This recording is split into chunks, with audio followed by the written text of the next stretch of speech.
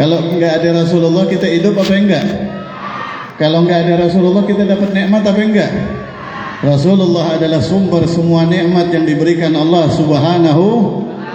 Oleh karenanya kalau kagak syukur kepada Nabi sallallahu alaihi wasallam, maka termasuk orang yang kufur kepada Allah Subhanahu.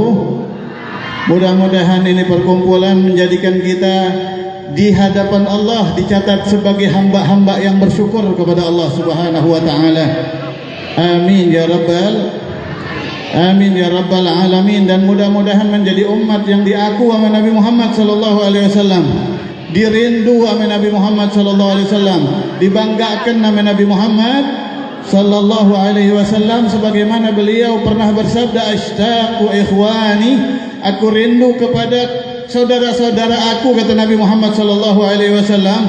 Qala alasna bi ikhwanikum ya Rasulullah, kata sahabat, bukankah kami saudaramu wahai Nabi Muhammad SAW? La antum ashabi, kata Rasulullah SAW, antum adalah sahabat saya. Wa man ikhwanukum, siapa saudara engkau? Kira-kira hebat enggak kalau kita bisa jadi saudara Nabi Muhammad? Hebat apa enggak? Itu kehebatan yang luar biasa, anugerah yang luar biasa. Pengen? Betul pengen? Siapakah mereka? Humul ladzina yatamassakuna bi syari'ati min ba'di. Orang yang menjadi saudaraku adalah orang yang hidup setelah aku wafat tapi terus berpegang teguh terhadap agama aku, berpegang teguh terhadap syariat Allah yang dititipkan kepada Nabi Muhammad sallallahu alaihi wasallam. Ketika orang berbusana muslim dianggap aneh, tetap berbusana muslim. Ketika orang bikin maulid dianggap aneh, tetap bikin maulid. Ketika salawat dianggap aneh, tetap bersalawat. Ketika cinta kepada Nabi Muhammad sallallahu alaihi wasallam dianggap asing, kita tetap mencintai Nabi Muhammad sallallahu alaihi wasallam. Terutamanya ketika banyak orang meninggalkan salat, kita tetap menjaga salat 5 waktu dengan berjamaah. Itu kuncinya. Ketika orang sudah menganggap riba itu halal, kita tetap menjaga diri dari perkara yang diharamkan oleh Allah Subhanahu, diharamkan oleh Allah. Inilah orang yang dirindu sama Nabi Muhammad sallallahu alaihi wasallam. Kangen Rasulullah SAW sama mereka. Mudah-mudahan kita termasuk orang tersebut yang dikangenin sama Nabi Muhammad sallallahu alaihi wasallam. Tapi kitanya kangen enggak sama Nabi? Kitanya kangen apa kagak? Bener kangen? Bener, udah pernah ketemu apa belum? Bohong berarti. Kalau kangen pasti berusaha pengen ketemu, bener apa enggak? Orang yang namanya kangen itu gelisah kalau belum ketemu, nggak bisa ketawa, nggak bisa tenang. Mudah-mudahan kangennya kita benar. Amin. Karena Rasul benar kangen sama kita. Mudah-mudahan kita beneran kangen sama Nabi Muhammad sallallahu alaihi wasallam. Ikhwah fillah, kenapa para aulia, para habaib, para salaf kita, para masyayikh bikin maulid, kemudian mengarang kitab maulid, ngajak kita untuk maulid, baca qasidah, pakai dufuf. Kenapa? Biar kita merasakan nikmatnya ibadah. Biar ibadah kita itu bukan cuma lisan aja, badan kita ikut beribadah semuanya. Biar merasakan nikmat. Jujur kalau kita cuma duduk ibadah tidak dengan selawat, capeknya lebih cepat, Bu. Coba buktiin dah. Betul apa betul? Tapi kalau selawatan, ya capeknya lebih lama. Kenapa? Karena badan kita ikut ibadah. Setannya pada kabur, setannya dibakar. Kenapa setan pada kabur? Karena di situ ada hadir Nabi Muhammad sallallahu alaihi wasallam. Ntar Anda sampaikan sedikit hadis tentang itu, tentang fadilah hadirnya Nabi Muhammad sallallahu alaihi wasallam. Ahlan wa sahlan. Ahlan wa sahlan Ustaz Ihsan, Ustaz Febri, fadhlu. Ikhwah fillah, kita hidup di dunia ini harus meyakini kalau kita bakalan meninggal. Betul apa kagak? Ada nggak yang nggak meninggal? Nggak ada. Sepanjang-panjangnya umur makhluk pasti Tahu nggak di bumi yang paling panjang umurnya siapa? Di bumi ini yang paling terakhir meninggal siapa? Yang paling terakhir mati di bumi ini, paling terakhir dicabut nyawanya iblis, Bu. Paling terakhir meninggal adalah Jadi kalau minta panjang umur jangan panjang-panjang banget, ntar kepanjangan. Repot jadi yang terakhir. Rasulullah Shallallahu Alaihi Wasallam udah ngasih tahu sama kita kalau kematian itu adalah hakikat awal daripada kehidupan. Betul apa kagak?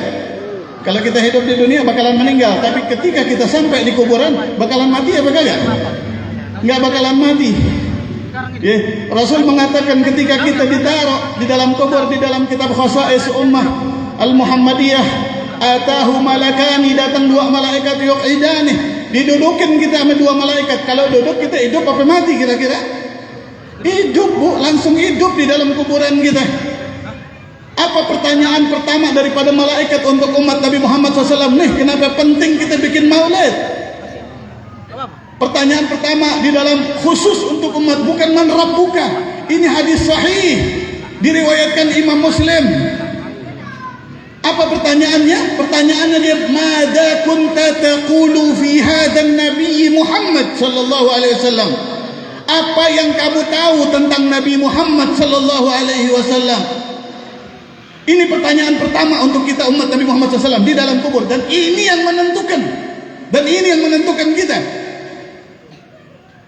Fa'ammal mu'min, kata Rasulullah SAW, kalau kita orang beriman, fayaqulu asyhadu annahu abdullahi wa rasuluh. Kita akan menjawab. Yang menjawab bukan diri kita, amal ibadah kita, cinta kita, hubungan kita sama Nabi Muhammad SAW. Kita akan menjawab, aku bersaksi beliau Nabi Muhammad SAW adalah hamba Allah dan utusan Allah Subhanahu wa ta'ala. Apa kata malaikat mungkar nakir setelah kita kenal dengan Nabi Muhammad SAW? Unzur ila maq'adika minan nar. Unzur ila maq'adika minan nar. Dikasih lihat neraka, lihat tempatmu. Kalau engkau wafat cuman dengan amalmu saja, tidak dengan syafaat Nabi Muhammad sallallahu alaihi wasallam, maka amalmu membawamu ke neraka itu, kata malaikat mungkar nakir.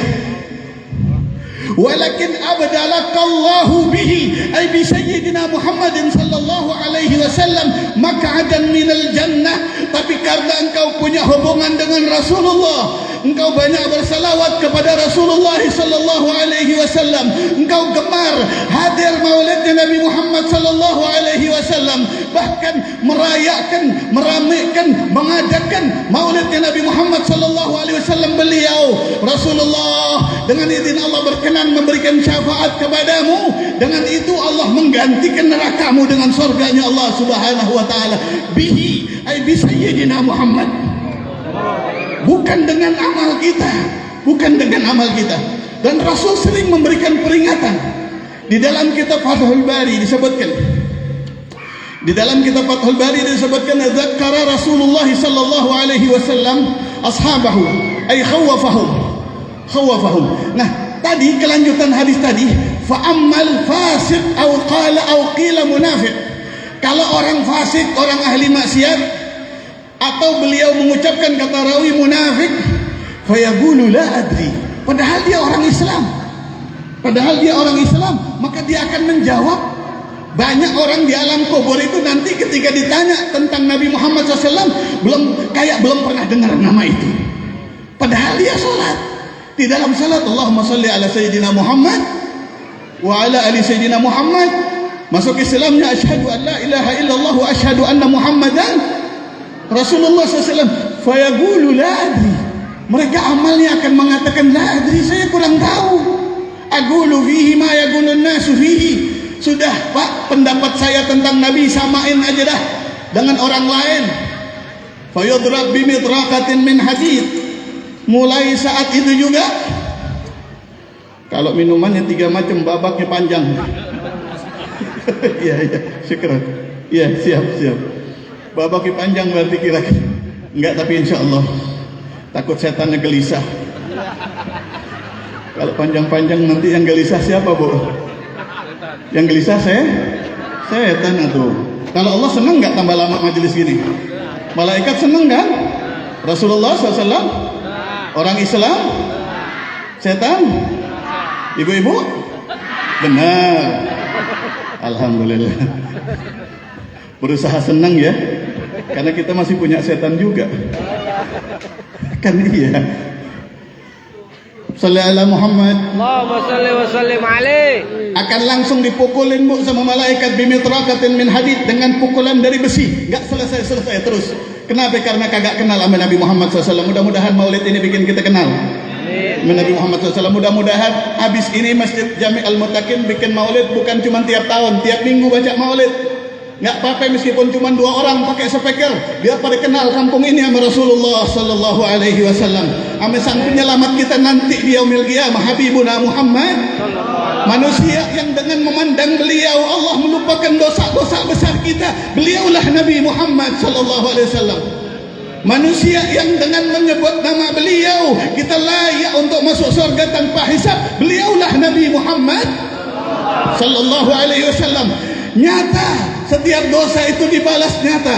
Di dalam Fathul Bari Al-Faqir tadi menyampaikan dzakara Rasulullah SAW, memberikan peringatan Nabi Muhammad SAW kepada sahabatmu, pada sahabat beliau, ay khawafahum, adkhala alaihim at-takhwif. Kalau kata bahasa Jawanya memasukkan pemeden-meden begitu, ditakut-takutin. Kalau ditakut-takutin berarti cerita neraka Nabi Muhammad SAW. Di depan sahabat Rasul di pengajian, itu neraka nanti seperti ini, seperti ini. Ahwan adzabil nar, adzab yaumil qiyamah. Neraka tuh paling ringan adabnya, kita disuruh pakai sendalnya dari bara api, paling ringan itu. Mulain kita injek itu sendal, semua yang ada di dalam tengkorak kita ini lumer jatuh ke bawah. Itu paling ringannya. Jangan nyobain. Dengan apa kita nyobain itu? Dengan setiap dosa kita.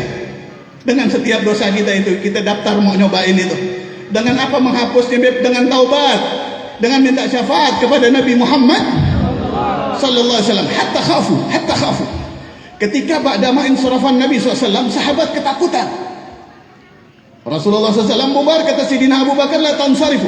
Jangan bubar dulu, kata Sidina Abu Bakar. Jamaah Abu Bakar ashabahu, kata Sidina Abu Bakar, duduk. Jangan bubar. Rasulullah barusan menceritakan tentang neraka. Rasul tidak jauh itu kecuali perintah Allah. Berarti mungkin di antara kita masih ada yang berpotensi masuk neraka. Harusnya kita gelisah, takut sahabat semuanya. Padahal dosanya sahabat itu apa? Nggak bikin dosa sahabat. Takut tapi semuanya. Ayo, berarti ibadah kita dianggap kurang oleh Allah Subhanahu wa taala. Hatta aqarru ma aqarru. Sampai pada malam hari itu mereka membuat kesepakatan, ayo sekarang kita tingkatkan ibadah kita. Ya sudah, saya padahal sudah istiqamah tahajud. Mulai sekarang saya mau tahajud, mulai dari Isya terus qiyamul lail sampai subuh. Sahabat yang lain mengatakan, oh saya juga, besoknya saya niat mau puasa setiap hari. Yang lain mengatakan, oh saya juga demikian, takut sama neraka. Saya mau untuk tidak tidur sama istri saya. Sampai ada yang begitu, salah paham, dikira tidur sama istri itu bukan ibadah. Hatta fa'alu ma'aqar, sampai mereka itu mengerjakan ikrar mereka, rencana mereka, azam mereka. Pulang setiap malam mereka wirid, jedaknya itu cuma sahur, dari Isya sampai subuh. Ini kalau majelis ini sampai subuh, bubar apa kagak kira-kira? Saya paling dulu bubar. Berdiri sendiri sih. Salli ala Muhammad. Allahumma salli wa sallim alaih. Akhirnya malam salat tahajud, ibadah, baca Quran, wirid sampai sahur subuh. Paginya puasa, punya istri kayak kagak punya istri. Setelah beberapa bulan mereka mengerjakan ini, kumpul lagi sahabat. Ini kita mau sampai kapan ini jadi malaikat katanya. Capek juga katanya. Sahabat aja begitu, apalagi kita. Capek juga. Terus gimana?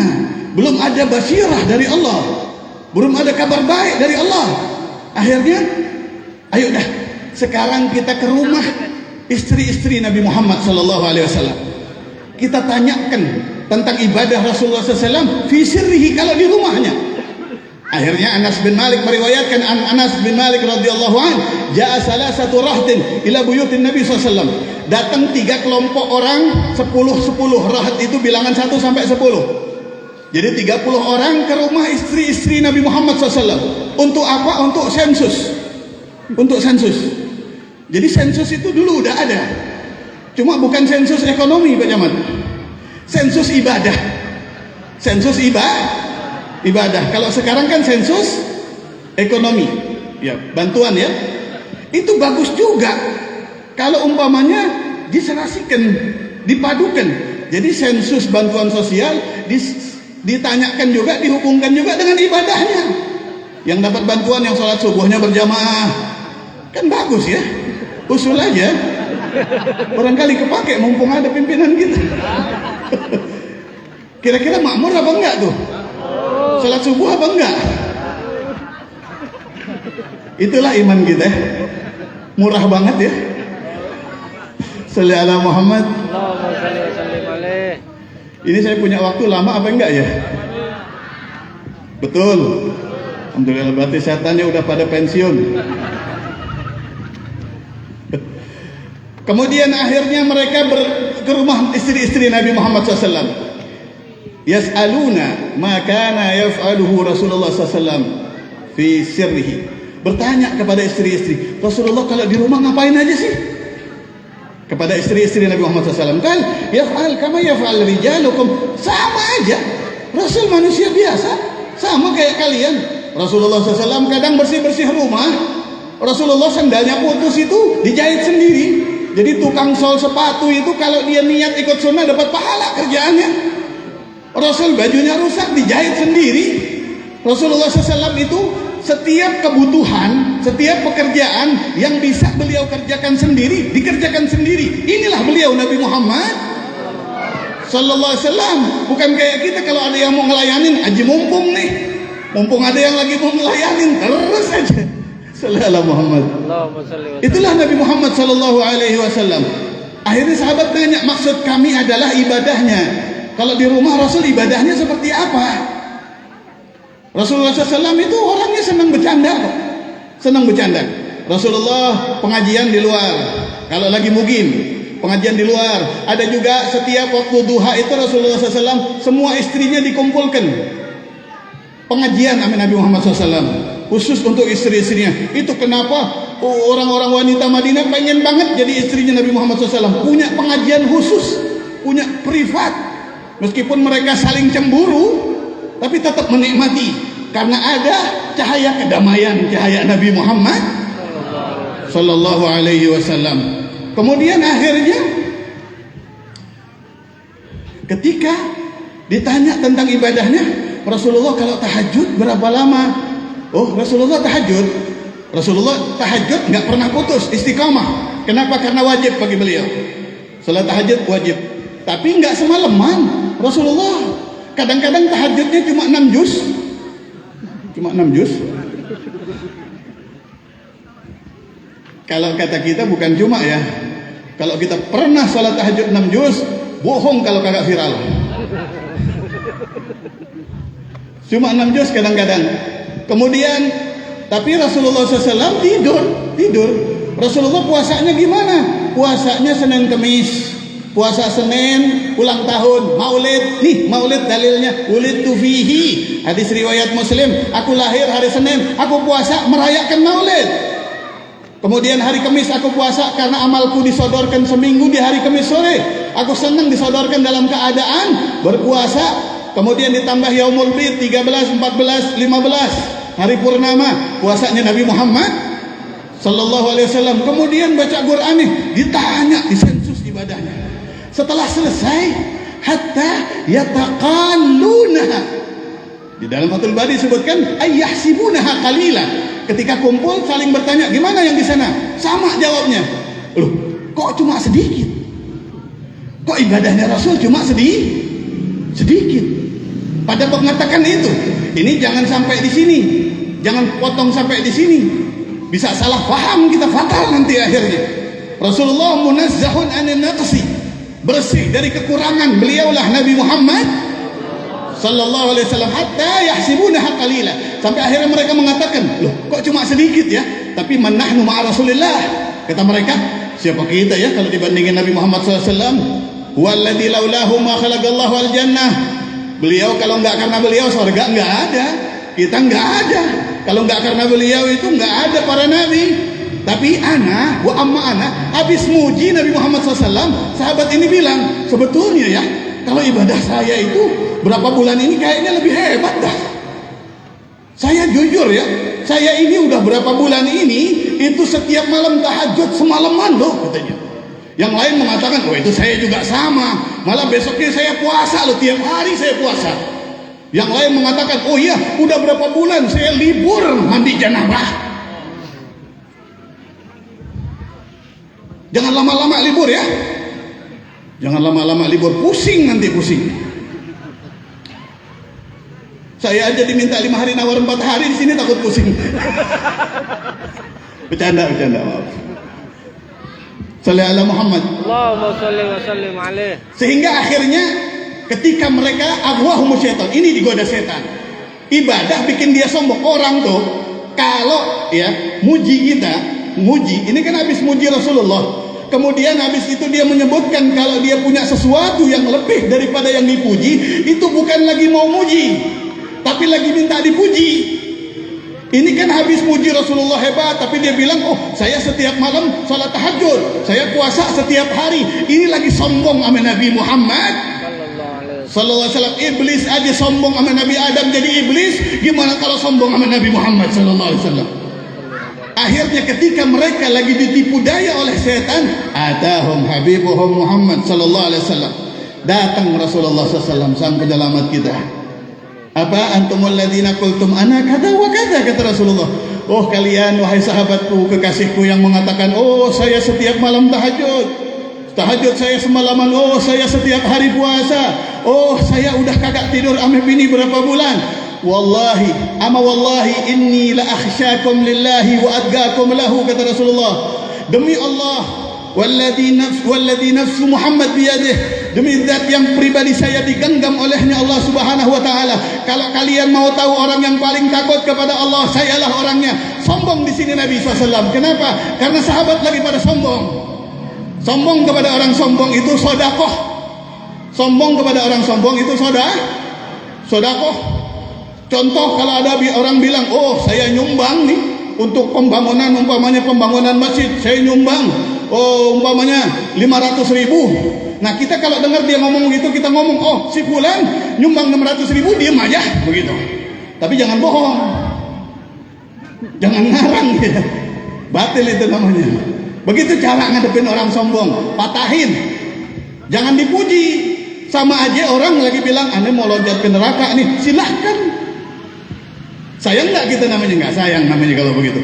Kemudian akhirnya kata Rasulullah SAW, siapa demi Allah, orang yang paling kenal Allah saya, orang yang paling dicinta Allah saya, orang yang paling cinta Allah, paling takwa sama Allah, orang yang di hatinya nggak ada Allah adalah saya, kata Nabi Muhammad SAW.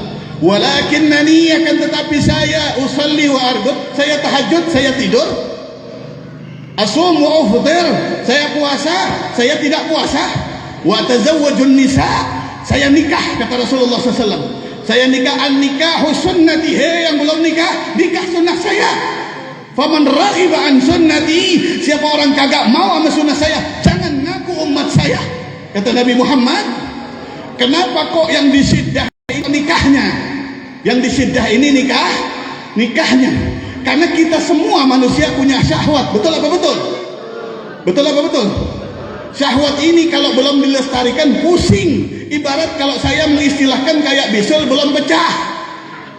Kayak bisul belum bisul kalau kagak pecah, kita sholat bisa khusyuk apa kagak? Puasa bisa tentram apa kagak? Enggak. Ngaji enggak tenang, baca Quran enggak tenang, ngebet terus. Begitu juga perjaka yang belum nikah, yang syahwatnya udah nyampe, udah kenal perempuan, ibadah sulit mau tenang kalau lagi ingat calon bini. Betul apa betul? Tapi kalau belum nikah, bisul dipecahin, hukumnya haram. Hukumnya haram mecahin bisul sebelum nikah. Nggak ada obatnya tuh, nggak ada obatnya. Syahwat obatnya cuma nih. Kalau dipecahinnya itu bisul setelah nikah jadi ibadah.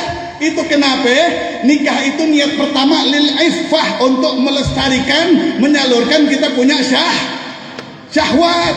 Tapi kalau sudah punya yang halal, jangan dimubadirkan. Jangan dimubadir. Dapat pahalanya khairun minad dunya wa ma fiha, kata Nabi Muhammad SAW. Setiap ketemu suami istri, pahalanya lebih baik daripada sedekah dunia dan isinya. Tuh yang belum nikah, kasihan, miskinun. Man kana lahu zadun lam yatazawwaju.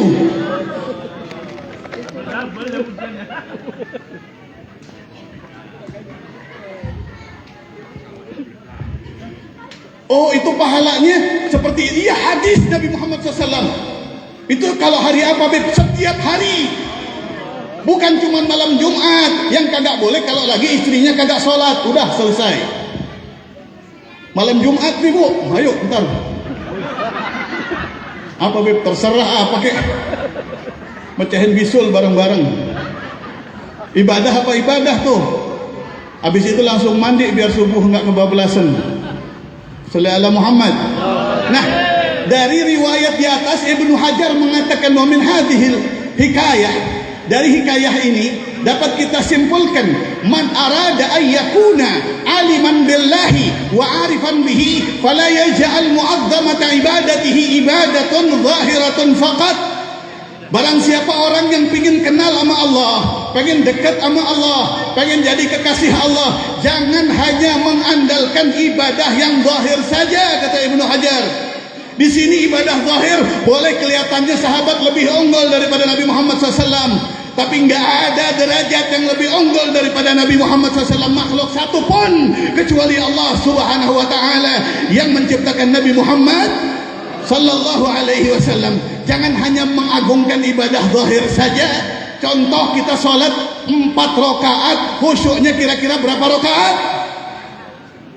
Khusyuknya berapa rakaat? Kalau khusyuknya 1 rakaat, catatan sholatnya 1 rakaat. Tapi Rasulullah tidak pernah sholat berapa rakaat pun catatannya kurang. Bahkan jangan lagi sholatnya Rasul, tidurnya aja ibadah. Tidurnya aja mengingat Allah. Kita sholat aja lupa sama Allah. Betul apa kagak? Ini kelas imannya Nabi Muhammad sallallahu alaihi wasallam. Tidur kita aja lupa. Tidurnya beliau qalbuhu la yaghful wa la yanam walakin lil khidmati ala dawam muraqib. Tidurnya Rasul aja membawa Allah, ingat Allah, ibadah, berzikir. Kita sholat aja tidur. Sholat aja tidur tuh derajat kita. Udah ibadahnya sedikit, kualitasnya juga kawin. Makanya kita butuh syafaatnya Nabi Muhammad. Giliran dosa kita borong. Semua dosa kayak ini pengen kita cicipin begitu. Betul apa betul? Enggak. Jangan dibetulkan ya. Takut jadi doa. Contoh ibadah selain ibadah zahir, ibadah mikir aja, ibadah mikir. Ini belum hati ya, belum hati. Udah pada bosan ya? Terpaksa ya, bilang belum. Takut dibilang banyak setan mungkin. Sallallahu Muhammad. Di dalam kitab Jawahirul Lu'lu'iyah, Syekh Al-Miqdad ibn al-Aswad, seorang sahabat, mengatakan dakhaltu Abu Hurairah. Aku masuk ke rumah Abu Hurairah. Wagal beliau mengatakan sami'tu Rasulullah sallallahu alaihi wasallam yaqul ibadah tafakkur sa'ah khairan min ibadah sana. Aku masuk kata Al-Miqdad bin Al-Aswad ke rumah Rasulullah SAW dan aku dengar beliau mengatakan aku mendengar Rasul bersabda SAW ngelamun sebentar itu pahalanya lebih besar dari ibadah 1 tahun. Ibadah 1 tahun. Ini ngelamun. Pahalanya lebih gede daripada ibadah 1 tahun. Ngelamun loh. Wa ba'dal ayyam berapa hari kemudian dakhaltu ala Abdullah bin Abbas. Aku bertamu kepada Abdullah bin Abbas. Wagal berkata Abdullah bin Abbas, sami'tu Rasulullah sahadli. Jazakallahu khair. Ta'lamu ma urid. Sami'tu Rasulullah SAW yaqul, kata Abdullah bin Abbas, tafakkur sa'ah khairan min ibadah 7 sinin. Tahu-tahu kok beda orang yang sama Miqdad ke rumah Sayyidina Abdullah bin Abbas radhiyallahu anhuma. Sayyidina Abdullah mengatakan, aku dengar langsung Rasul mengatakan, berpikir sebentar, ngelamun sebentar, itu pahalanya lebih gede daripada ibadah 7 tahun. Ini perbedaan pendapat, tapi semuanya benar. Nggak harus perbedaan pendapat itu satu surga, satu neraka. Karena untuk umat ini perbedaan itu rahmat Allah. Semuanya benar selama imamnya itu seorang yang layak untuk jadi imam, seorang mujtahid, berkapasitas. Kemudian ba'dal ayyam, berapa lama kemudian, dakhaltu ala Siddiq, aku bertamu kepada Sayyidina Abu Bakar As-Siddiq. Wagal, menarik, Sayyidina Abu Bakar mengatakan, sami'tu Rasulullah SAW yaqul, aku mendengar langsung Rasulullah mengatakan SAW, tafakkur sa'ah khairun min ibadah 70 sana. Ngelamun sebentar pahalanya lebih gede daripada ibadah 70 tahun. Bayangkan, 70 tahun ibadah. Jangan lagi ibadah Pak, 70 tahun, hidup aja mungkin udah capek. Bingung kan? Al-Baghdad, fa dakhaltu Abul Qasim. Akhirnya aku ke rumah Rasulullah sallallahu alaihi wasallam.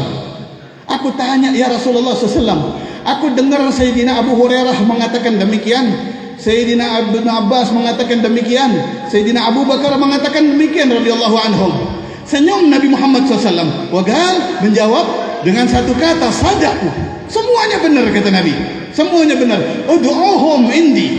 Panggil tiga-tiganya, kata Rasulullah. Panggil. Dipanggil karena memang betul itu hadis semua. Ketika dipanggil, duduk semuanya, Rasul bertanya ke Abu Hurairah, "Gal ya Abahir, kaifa tafakkuruka wa fi madza?" Wahai Abu Hurairah, inti kalau ngelamun mikirin apa sih? Sehingganya Allah perintahkan saya bersabda kepadamu, kalau ngelamun sesaat pahalanya lebih baik daripada ibadah 1 tahun. Wagal, jadi ngelamun itu ada yang ibadah, ada yang maksiat. Ngelamun yang ibadah itu kalau habis ngelamun iman kita tambah kuat, cinta kita tambah kuat, syukur kita tambah kuat, khauf takut kita tambah kuat, pengharapan kita kepada Allah tambah kuat. Ini adalah lamunan yang ibadah. Tapi kalau kita habis ngelamun, kebencian kita tambah kuat, kemudian kufur nikmat kita tambah kuat, kemudian juga syahwat kita tambah kuat. Ini lamunan yang diharamkan oleh Allah Subhanahu. Kemudian apa kata beliau? Tafakkuri ya Rasulullah, aku kalau ngelamun ya Rasulullah, fil ayah, aku memikirkan firman Allah yang berbunyi wa yatafakkaruna fi khalqis samawati wal ardi. Orang-orang yang ahli mikir itu, yang pikirannya positif adalah gemar memikirkan ciptaan Allah, memikirkan ciptaan Allah yang nggak bisa diciptakan oleh manusia, yang kemudian akhirnya setelah memikirkan itu tambah mensucikan Allah, tambah mengagungkan Allah. Contoh Al-Fakir sering ngasih contoh nih, kelapa. Khalqis samawati wal ard, ciptaan Allah yang ada di bumi dan di langit, di antaranya kelapa. Kelapa ini dalamnya apaan Pak? Kelapa dalamnya rasanya apa? Manis. Rasanya ini buahnya rapat apa kagak? Rapat. Airnya lewat mana, Bu? Air masuk ke sini lewat mana? Ayo pikirkan, lewat mana air masuk ke kelapa ini? Oh, airnya masuk lewat akar. Kalau lewat akar pasti kagak manis, akarnya sepet. Betul apa betul?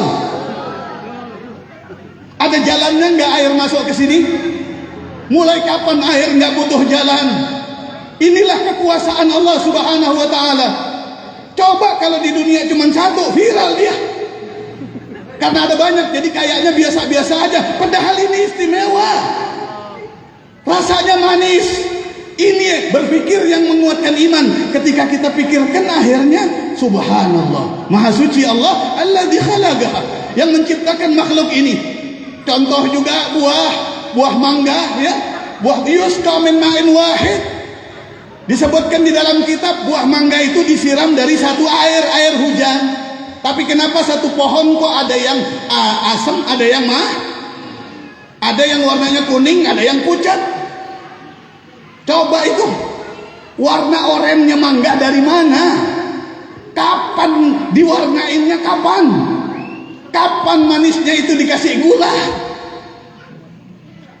Uang itu pohon, disiramnya pakai air hujannya adem rasanya, tapi manis. Ini ciptaan Allah.